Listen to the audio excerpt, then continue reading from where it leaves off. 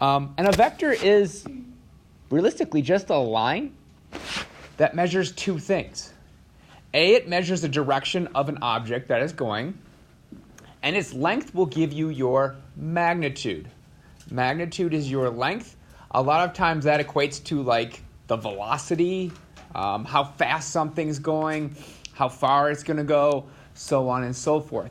So a vector has two forms of measure, and that is your magnitude, that will be the length of your vector, and your direction. Both will be important when dealing with a vector. So both the length and which direction is going to be important. For us and this class, we're not going to worry too much. Let's just talk about that later. But anyway, so for example, if you have a player hitting two softballs, each one will have a different direction and velocity. So if we look over here, we have one ball that's hit this way. It's hit in this particular angle, and it's hit a lot slower. It's coming off the bat a lot slower. Where the longer the line, the faster that ball is traveling once it leaves the bat. Let's go over some notation. These are going to be three different ways that we can note a vector. We'll start with the least common. The least common is where you label the tail and what's called the tip. So we have a tail, we have a tip. So the first way we can label it is the same way we labeled a ray when we were in geometry, where you label your tail and tip, and you make sure that the ray above it goes in the correct direction. So how you write this is important. The direction of your arrow as you write it is important. A more common way is we'll just name a vector a capital letter, like we call this A. Then if I wanted to say this was vector A, I would just put A with a line above it. And in fact, most of the times we'll just call this vector A. We won't even draw the line above it. We'll talk about vector A, and we'll actually say vector A. The last way we can do it is something called component form. And we'll talk a little more about component form in just a second. Component form is basically where that vector ends. These are vectors that start at the origin. So we will automatically know that this base starts at 0, 0. In fact, these are all the vectors we're going to talk about in this class. Every vector we talk about this class will be centered at the origin. So the base will always be at 0, 0. So if that's the case, we can just name this point A, B, which is the same thing as X and Y. But you know in math, as soon as you're talking about something else, we pick different variables for it for some reason. So these we always talk about A and B. So when naming this vector, we actually use the arrow brackets to say, okay, component form is A, B. So if you ever see these little arrow things, we're talking about a vector that ends at the point A, B. Right, Maggie? Mm-hmm. You might want to write that down. That's important. Magnitude. I already said it. It's length. Magnitude is the length of the line. So when I ask you about magnitude, what we're talking about is what is the length of that line. Ooh. So magnitude equals length. Same exact thing. And we do have notation when we talk about magnitude. So the first thing we're going to talk about with magnitude is a length.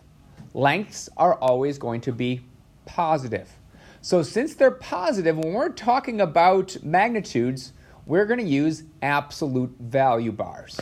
So whenever we're talking about magnitude, we can list it with absolute value bars.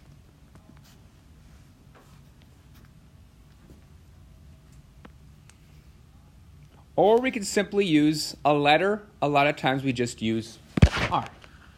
So R will imply that I mean length or magnitude, so will absolute value bars. So in this chapter, if you see absolute value bars, I'm talking about magnitude, I'm talking about length. And if I'm talking about magnitude, that means you are taking the absolute value of something. So when I say magnitude, you should immediately think absolute value. And a lot of these problems will ask for magnitude to something. You'll know how to find it, but you're going to lose a point if you don't take the absolute value of it. So magnitude means at the end of the day, take the absolute value of it because I'm looking for a particular length. All right, so those are our notation. Those are our major thing. Let's talk a little bit more about component form.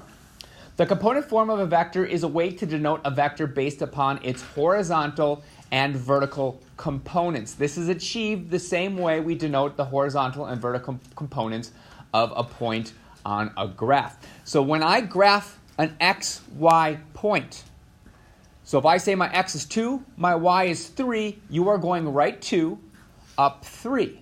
That's exactly what's happening with component form. We already talked about that a little bit.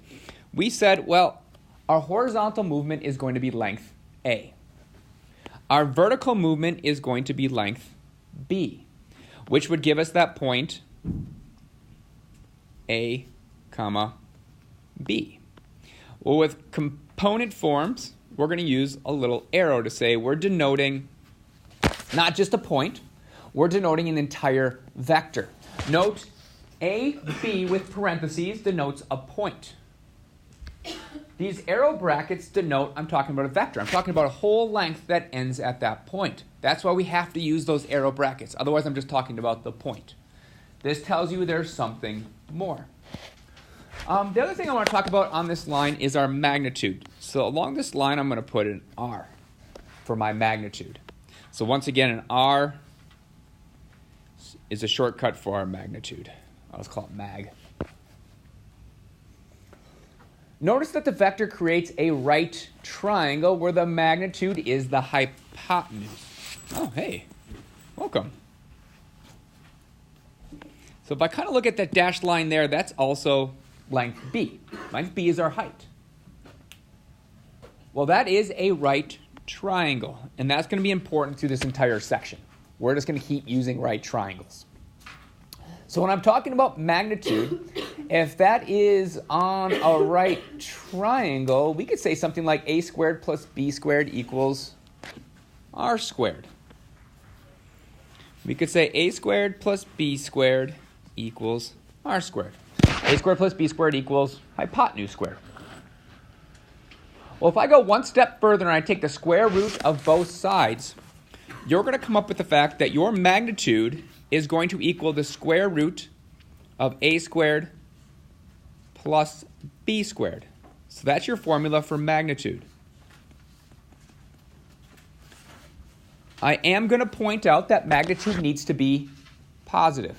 So when I took the square root of both sides, we should know there's a positive and negative, but because we're dealing with an item that has to be positive, it is only going to be positive.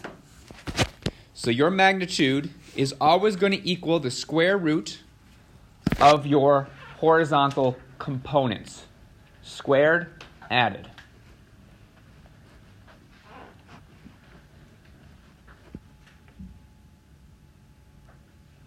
All right, so that's our magnitude. Let's talk about these two components, and we'll talk about those components on the next slide. Do you have that formula down? Got to have that formula. The next slide, we're going to talk specifically about our horizontal and vertical components. We're going to talk about our horizontal and vertical components. Now, when we talk specifically about our vertical and horizontal components, a lot of times they use W sub y, W sub x.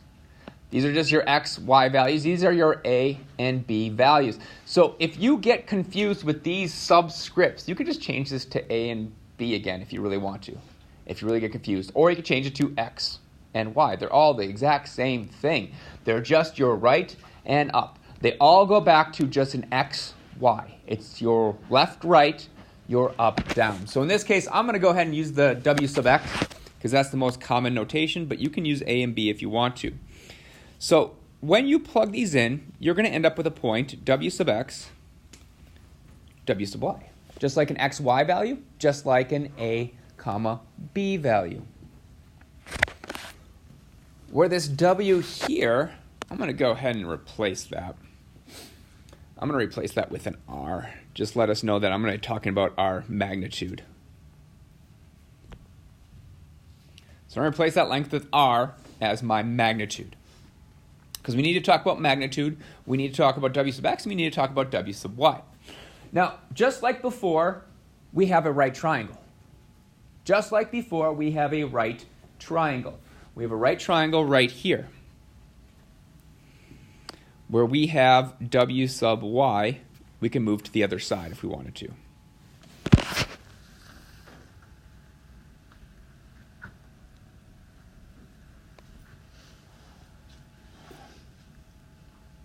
When we're talking about w sub x and w sub y, we're generally talking about angles in this regard. So what we're going to do is we're actually going to put an angle in that bottom left. What is the angle of my elevation? Hey, Stephen's here. Oh, boy. We have an angle of elevation right here. That's going to be important because we're going to talk about a lot of angles. Remember, a vector has direction and magnitude. This will give it its direction, and this will be its magnitude. So once we have that, we can start talking about our components. We can talk about our components. And particularly, we're going to kind of talk about our unit circle. This is the exact same thing we did with our unit circle. Remember we got to the different values of our unit circle had different degree measures? And if you remember, we did use like right triangle trigonometry to get that information. So we're going to do the exact same thing. We're going to say, okay, if I take the cosine of that given angle, cosine equals adjacent over hypotenuse. In this case, that would be w sub x over our magnitude. Well, if I multiply both sides by r, you're going to come up with your horizontal component, w sub x, is going to equal r times the cosine of theta.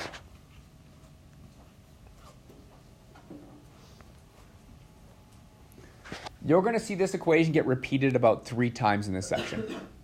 All right? This formula is going to be huge. That a horizontal component equals r times cosine theta. Because we're going to now move into imaginary numbers once we're done with vectors, and it's going to be treated almost the exact same way. We have a horizontal and a vertical component. So we need to know that formula. The next formula we need to recognize is, well, if I take the sine of that same angle, that would equal our vertical component divided by r. Once again, if you multiply both sides by r, you're going to come up with your vertical component equals r times sine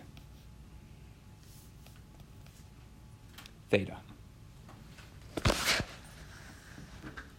Once again, that's a really important formula. All 3 of these formulas, the one right above it or on the other side, which talks about magnitude, is important.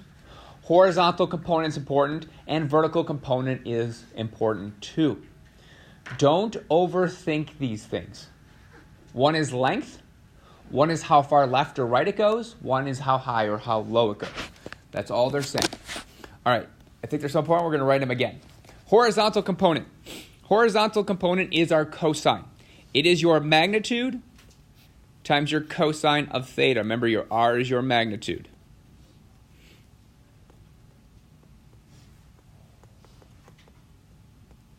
There will be times where I ask for your horizontal component. There will be times where I ask for the magnitude of your horizontal component. All magnitude is, make it positive. It is length, so it needs to be positive. So if I ask for a magnitude, I'm talking about absolute value bars. So if I put absolute value bars in something, you think magnitude. And when you're looking for the magnitude, you just put everything around absolute value bars. So if nothing else, magnitude means absolute value bars. Our vertical component is the exact same thing, except it uses sine. So we have r times sine of theta. So the magnitude is going to be absolute value, r times sine of theta. So when you read these questions, be very careful of what they ask for. If they ask for a component, you just need to use the regular formula. If I ask for the magnitude of the components, then you have to put absolute value bars around and get the positive version. All right, know those formulas. All right, moving on. Example 1. Find the magnitude. As soon as I read magnitude, you should think absolute value.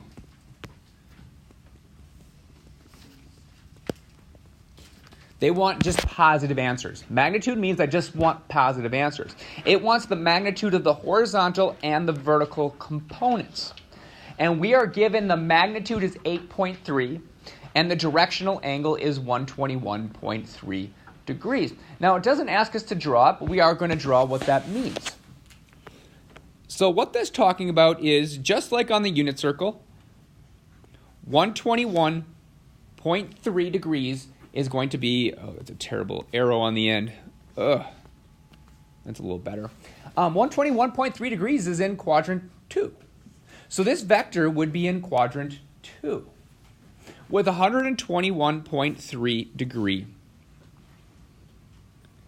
Ooh, that's pretty intense. Let's get that down. We'd have 121.3 degree theta. Bless you. Bless you. You're welcome. And the length of this line is 8.3 units long.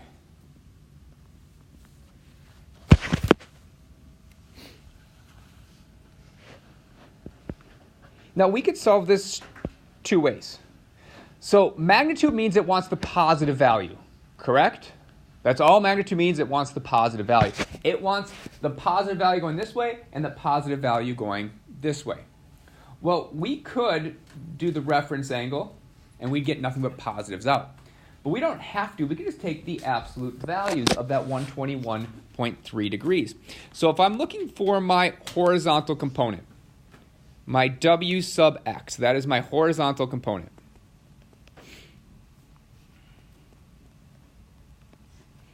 And it wants the magnitude. That means we're going to use absolute value bars. Well, W sub x is always going to equal our r times the cosine of whatever angle is given to me. So in this case, our r is just that 8.3 times our cosine of theta. Ooh, our theta is actually, 121.3 degrees.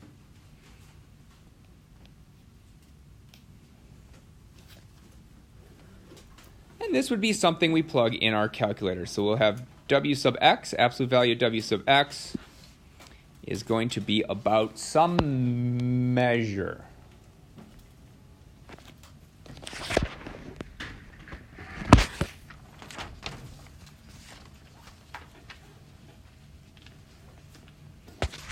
Anyone get that measure?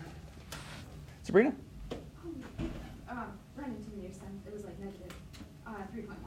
Or 3, negative 4. Well, we can't have a negative. So it would be positive because of the absolute value. Because of the absolute value. And what did we come up with? 4.3. 4.3? Yep. So it's about a positive 4.3. But as Sabrina noted, originally it should be negative, right? If I just asked for the component, it would be a negative 4.3. So this distance would be a negative 4.3. It wants magnitude, so we make it positive as 4.3. All right, our vertical component, W sub y, that's our vertical component.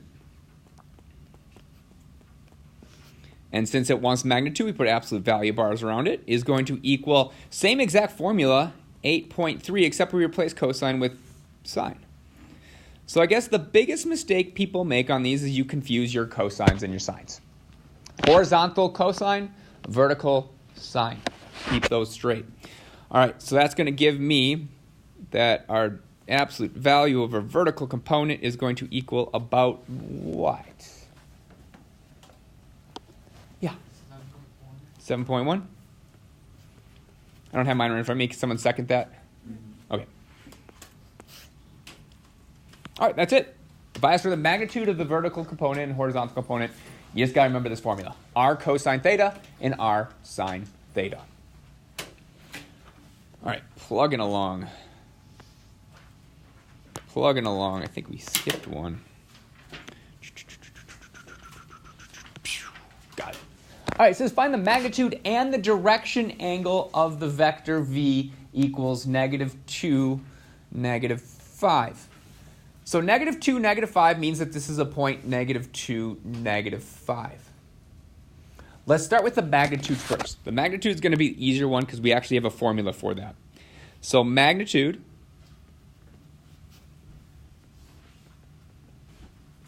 which we can just use r to stand for it, equals the positive square root of a squared plus b squared. Well, we know our a and our b values.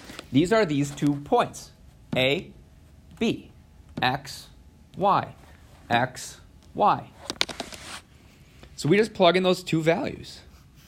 So we're going to do the square root of -2 squared plus looks like -5 squared.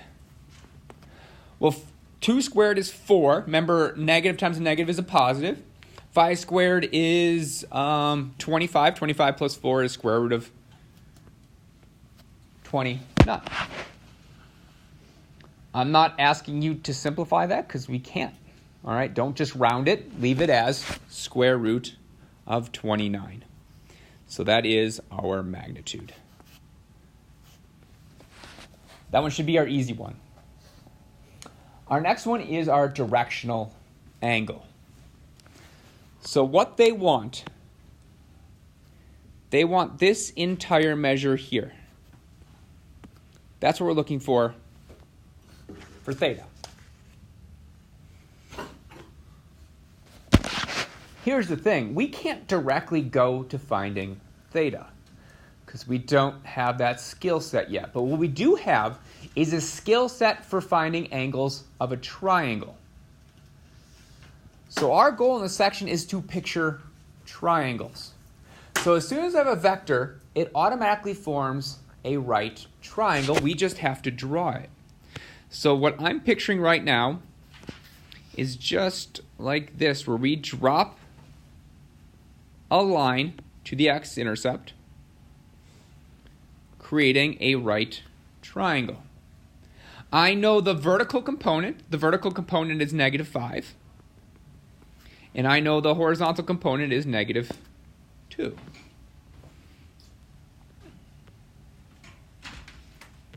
And what I'm going to solve for is that little alpha right there. Well, when I find this angle, I just need to add 180 to it. Or I need to add pi to it, and we'll have our answer. So we know how to find theta. We use SOHCAHTOA. I have a right triangle where I know 2 sides, so we can use SOHCAHTOA. So if I'm looking at this angle, we know the opposite and adjacent. Does that sound like sine, cosine, or tangent?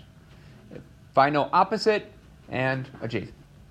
It sounds like tangent. It sounds like tangent, so we're going to use tangent. So we're going to say, okay, if I have the tangent of something, that's just going to equal the opposite over adjacent. Well, I definitely don't know the angle, but I do know the opposite side is -5, and I know the adjacent side is -2. Remember, to get an angle back out, you have to take the tan inverse of both sides.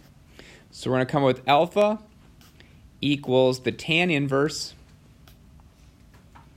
and a negative divided by a negative is a positive, so it'd be just +5/2. Can someone give me that to the nearest 1/10 of a degree, I guess?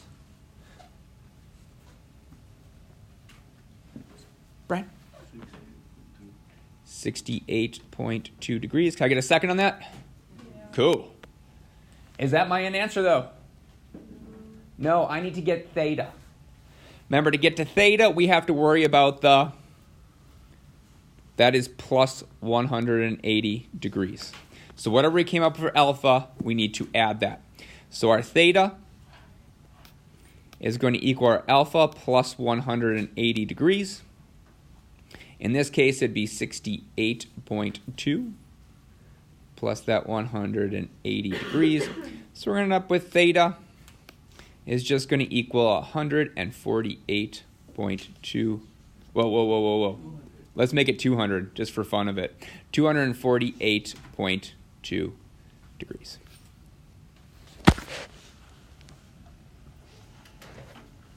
All right, one more example. One more example. This time we're just finding component form. Note, it doesn't ask for the magnitude of the components, so we can have negative answers. It just asks for find the component. The one before it asked for the magnitude. That's why we took the absolute value. This one does not. I just see people writing, so I'm not going to it just yet. But it says find the component form. That means we're not taking the absolute value. Negative answers are fine. It actually wants your A and B value, or your W sub X, W sub Y. Let's look at it. It says find the component form for a vector of magnitude 40 miles per hour. Well, magnitude 40 miles per hour just means that the length of this line indicates 40. So we can think of it as just being the length of the line is 40. With directional angle of 330 degrees. Cool. I'm supposed to find my A value, my B value. Well, those are just horizontal and vertical components. A is your horizontal component, and B is your vertical component. These are just your components. So if I need to find A, we're going to do the same formula for horizontal component. That's the one with cosine in it. So that's just going to, A is going to equal R times cosine of whatever angle we have. Well, in this case, our value is 40 times the cosine of 330 degrees. Cool thing is, with 330 degrees, you don't need a calculator. What's the cosine of 330 degrees? Yeah? Square root of 3 over 3. Is it positive or negative, though? Square root of 3 over 2. Oh, 3 over 2, yeah. But is it positive or negative? Positive. Positive? Why? Because in quadrant 4. In quadrant 4 is positive. Also, it has to be positive, right? So this is just going to equal 40 times the square root of 3 over, why do I keep doing over 3? Over 2, which is just going to equal 20 square root of 3. So our A just equals 20 square root of 3.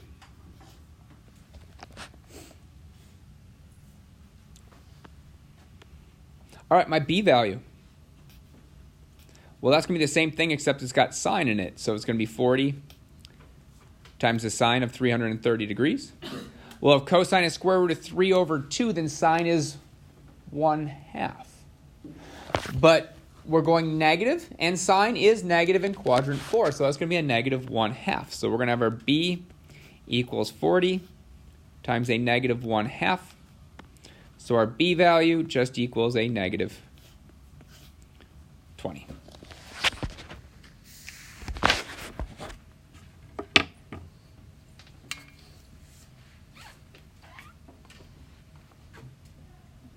Questions on any of that?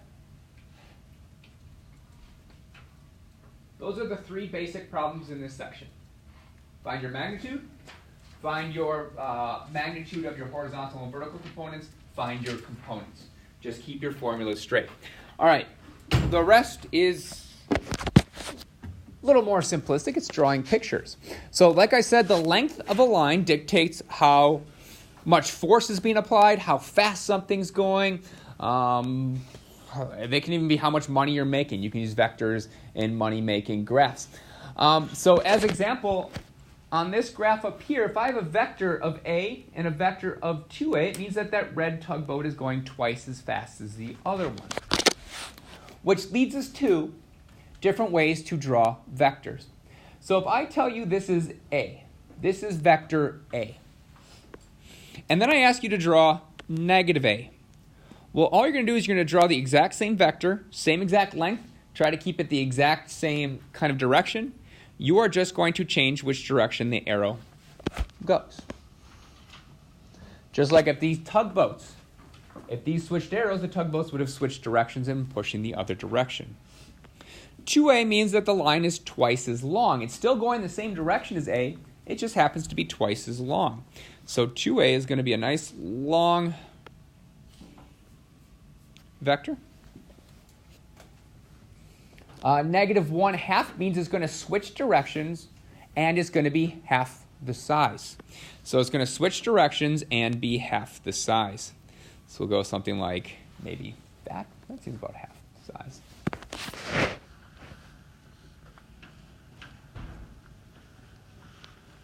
The very last thing we're going to talk about is angle addition and subtraction, or vector.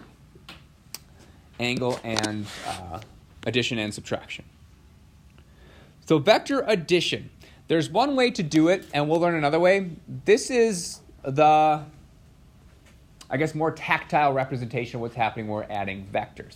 And this method is called tip to tail method. And that is, if I give you two vectors, let's call it A and B, and I tell you to do A plus B, so I'm doing A plus B, and then on the next one, I'm going to go ahead and label that A and B as well. On the next one, I'm going to do B plus A. All right, A plus B. It's called tip to tail because what's going to happen is A plus B means you're going to run all the way up along A, and you're going to tack on length B. So you basically are copying and pasting this up to A. So A plus B means run up A, and then run up what B would be if you added it to it. So A plus B is going to look something like this. So if I run across here, which is length B,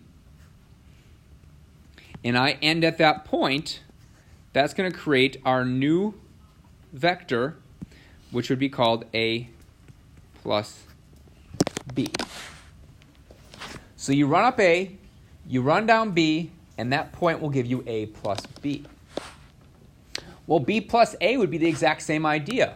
Where we run along B, we go up A, and whatever point that is becomes our new vector. So we run up A after we get done with B, and that resulting vector would be our B plus A. A plus B and B plus A are the exact same vector. Doesn't matter what order you do it in. If I would have done A, added B to it, it would have been the exact same vector. The same is not true for subtraction.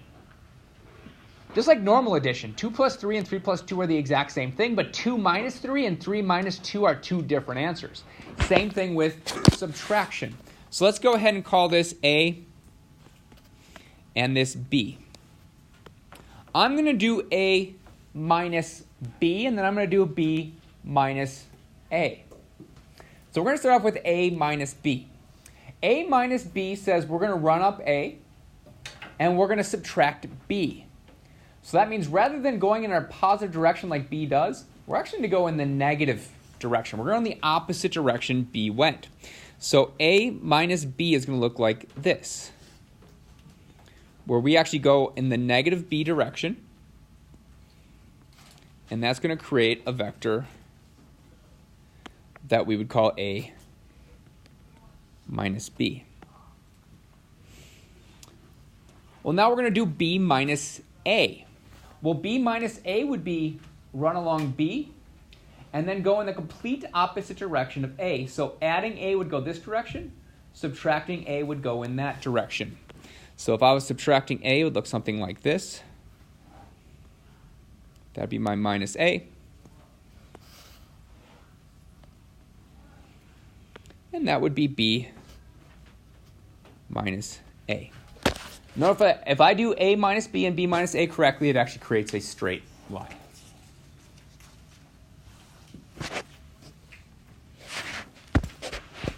All right, questions on anything we covered today? Bless you. Didn't seem like a super lot, but a lot happened today. Those three formulas are going to repeat themselves over and over and over throughout the rest of this chapter. You're going to see those exact same formulas again and again, referencing other ideas, primarily when we get to imaginary numbers.